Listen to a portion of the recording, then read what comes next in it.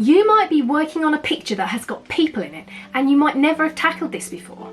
You might be wondering where on earth to start with it. Well, stick with me and I will show you.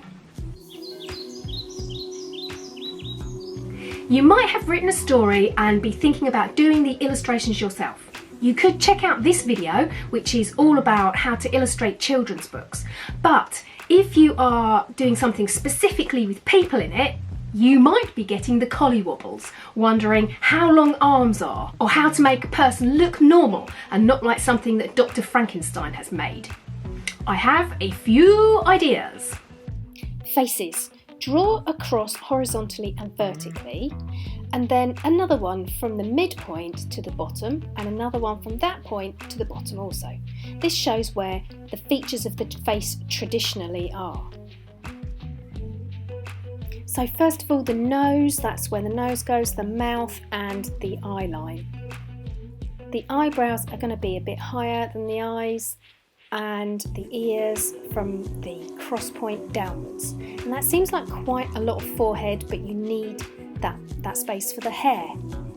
So let's draw a woman this time. Nose, mouth and eyes.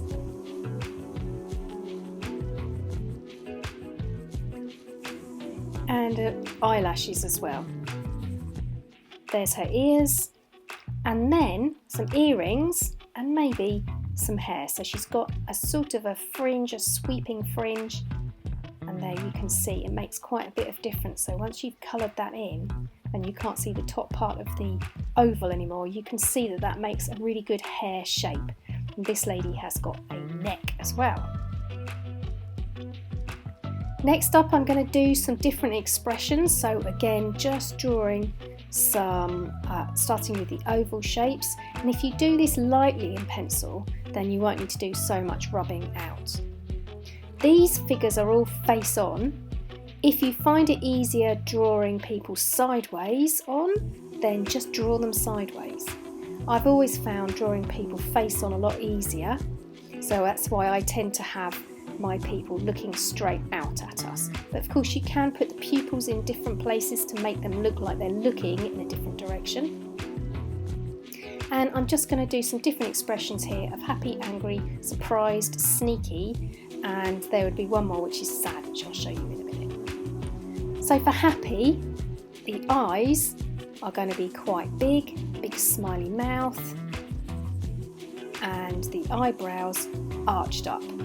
So all of those features are quite widely spaced.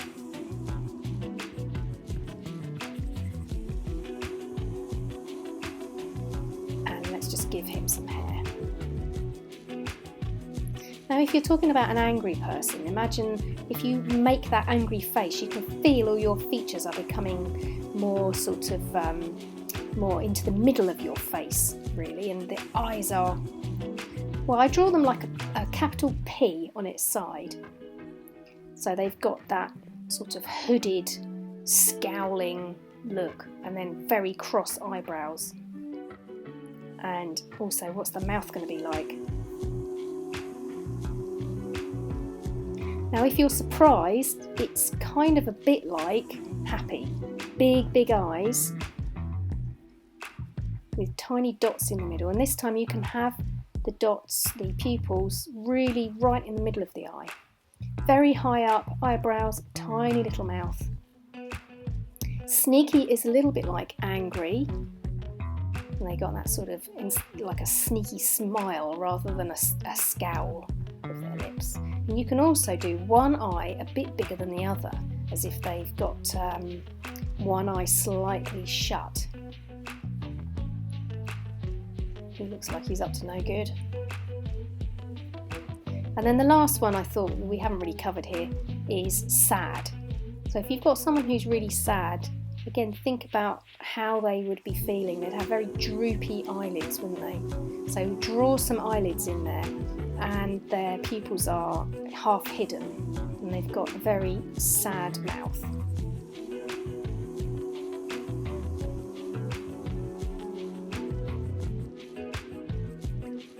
But what about if you are viewing someone from above? Where would you put their features? Well, their features Let's try doing one from above and one from below, as if one person is looking down, one person is looking up. So, this one is going to be looking, we're looking down on them, they are looking down. So bring their features to the bottom of the oval. You're not going to see very much of the mouth, if any at all, and you're going to see lots of hair. So the majority of that egg shape is going to be hair actually, and you can also put their pupils so that they are looking straight ahead there. And you'll see a bit of feet, you'll see their shoulders, maybe a little bit of tummy. And then if they are looking up and you are underneath them looking up, the opposite happens. So you don't get to see really any hair at all.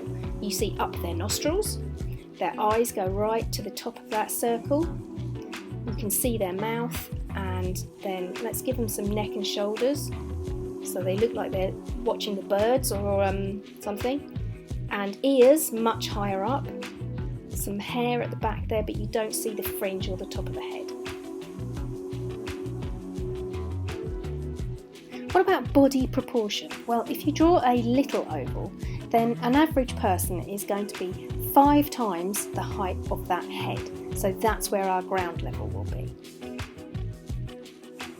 Shoulders and upper body takes over that sort of mostly that second part. There's waist to hips, and there is the upper leg and the lower leg. So just start off by drawing yourself some sort of sausage shapes for your limbs, and the arms. If you look at your own arm, your hand will reach halfway down your thigh. So just start by blocking out those sort of shapes for making your person before you make any massive decisions about what it is they're going to be doing. Perhaps though you've decided that you've got someone running, so start off by just drawing a stick person. Legs, arms, and if you want to, do the action yourself to just give you an idea as to what it is your arms and legs will be doing. This arm is the arm that's in front, and there I've given him a jumper or a jacket to wear, and this is the leg that's in front. This leg here is the one you're not going to see as much of, so I'm not going to draw that right to the top. And just start by fleshing out some clothes or some skin or something on the top. Don't worry too much about hands at this point. And this guy is sideways on, so I'm just drawing a nose, and he's doing some puffing breaths, and he or she has got long flowing hair out the back. That shows that he is going in the direction forwards and not backwards.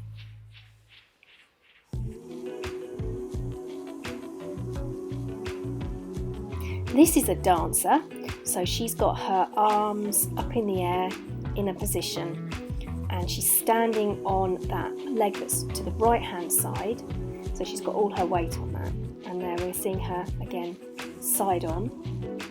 She's a very skinny girl, so there's not much to her torso, but of course you can show that she's a dancer by giving her a tutu.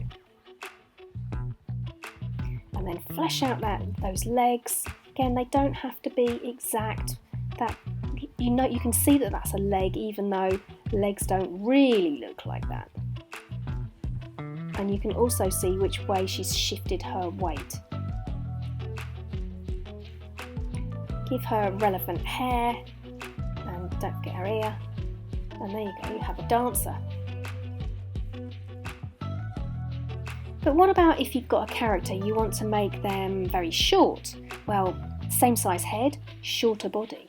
And maybe you would give them, you might give them short legs and short arms as well. At the moment I'm just going to draw lines for legs and arms, see how that goes. I quite like this character. But perhaps you would rather have somebody who's really tall and thin, so making the head really tall and thin, the body really tall and thin, and then just giving them really elongated sausages for their arms and legs. And then once again I'm going to flesh out these by colouring them in a little bit. This is just to really show you a place to start. Make them have a really long nose and a little bit of hair, and then I'm going to start colouring his body in, just sketching over the top of it. It's really easy to do this.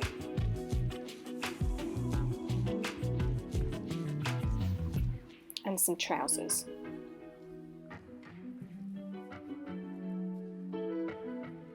How about if you've got someone sitting down? Well, we'll draw an armchair first of all. So this is one of the arms, that's the other one, and then the back of the armchair, some seat cushions for him to sit on, and the little casters. So where would he be? Let's see. His head would be sort of fairly well down. You'd see his shoulders. You'd see a little bit of his hands sticking up over the arm of the chair. But the thing you're going to see the most of is his knees, legs and feet. You won't see the thighs at all, and you won't see his bottom, so you can ignore all those bits.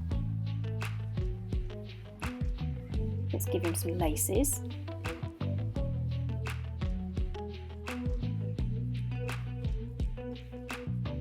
And this guy's got some glasses.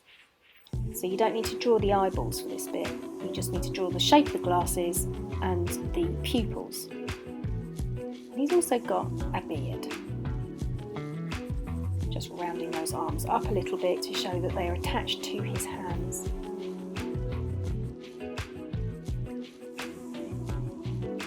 Next, it's someone who's laying down. So just draw their face. This is one of the easiest things to do. Sideways oval, and then a duvet cover or a blanket. That covers up most of their body, and then you just see their nose slightly down towards the edge of the oval, sleepy eyes, and then maybe put a hand underneath them as if they've got their hand resting on under their face. Eyebrows, nice and relaxed, sleepy person. An ear, and then their hair is going to be falling down towards the bed. So don't forget to put lots of hair down there on the pillow. And there you go, it's easy, you don't have to do the rest of the body there. Maybe just put some pattern on the duvet cover and the edge of the bed. And there you go, job done. I hope that helps a bit. Let me know in the comments below what you are drawing. During this time when many of us are at home with not much more to do than refold our t-shirts in rainbow order, you really might decide to get going on that story of yours. If you have dialogue in your story, then this video up here might help. It talks about how to use speech marks. But if you want a more comprehensive look at how to illustrate a story, check out my course, which has a free preview and currently in March 2020 is at an extremely generous price. But it won't last like that forever, so check it out now. Details are in the description box below. I urge you to have a go at drawing people. It's not as difficult as you might first think, especially when you know a few of those tricks. I'm off to practice sumo wrestling at a 2-meter distance. I will see you next time. Nanu nanu!